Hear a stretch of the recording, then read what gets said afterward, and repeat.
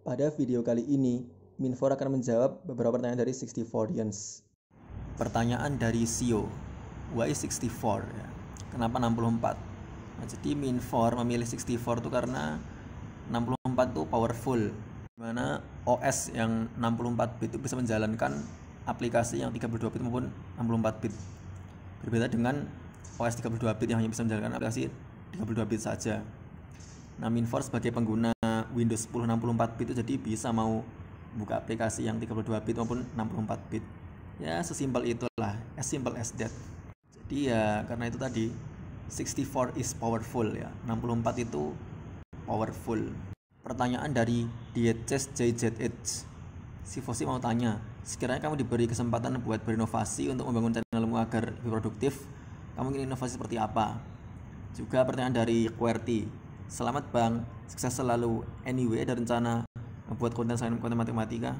Jadi gini ya, kalau dari Min sendiri punya rencana nih untuk nyari kolaborator yang mana akan membuat kolaborasi ya untuk bikin konten tentang matematika, biologi, fisika, kimia, astronomi, geografi, ekonomi, maupun MIPAS Islami seperti zakat, faraid dan juga falakiyah. Jadi secara umum yang Minfor itu tertarik untuk membuat konten hitungan gitu. Ya, yang mau collab bisa lah hubungi Minfor gitu ya. Minfor akan bersedia untuk kolaborasi. Pertanyaan dari C, tips belajar matematika khususnya dalam hal pembuktian. Dan pertanyaan dari HK, cara belajar alam semat gimana? Tips dong biar semangat belajar, biar was tidak remet. Jadi memang untuk pembuktian ini tidak mudah sih ya. Minfor pun kadang juga kesulitan ketika ingin membuktikan suatu pernyataan. Yang terpenting dibiasakan gitu ya. Kalau cara belajarnya gimana? Nah, jadi Minfor ini biasa kalau belajarnya memanfaatkan internet. Apalagi sekarang ini kan ya apa-apa serba internet gitu kan. Kita apa searching di internet ya kan. Kita kesulitan apa cari di internet, nggak paham cari di internet. Manfaatkan internet sebaik-baiknya. Sejauh ini demikian.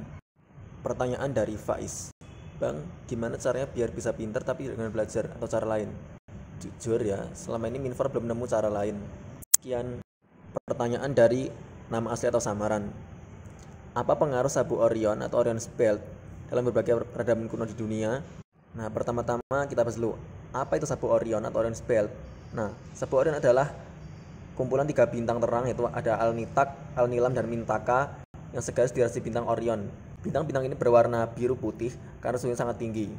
Sabuk Orion penting dalam navigasi astral dan dikenal di berbagai budaya, serta merupakan salah satu rasi bintang paling jelas di langit musim dingin, yaitu musim dingin di belahan bumi utara. Nah, sabuk Orion ini termasuk dari objek penting di berbagai peradaban seperti Mesir kuno, Yunani kuno, Tiongkok kuno, Mesopotamia, Nusantara, dan aborigin Australia. Pengaruh sabuk Orion atau Orion's Belt dalam berbagai peradaban di dunia adalah 1. Penanda waktu dan musim. Ini adalah fungsi paling universal dari Orion. Dari Mesir hingga Mesopotamia, Tiongkok, Yunani, Nusantara, dan aborigin Australia. Kemunculan dan terbenamnya Orion secara konsisten digunakan sebagai kalender langit yang vital. Rasi bintang ini menandai perubahan musim, khususnya yang berkaitan dengan aktivitas pertanian seperti menanam dan memanen, serta awal musim hujan. 2. Navigasi dan penunjuk arah.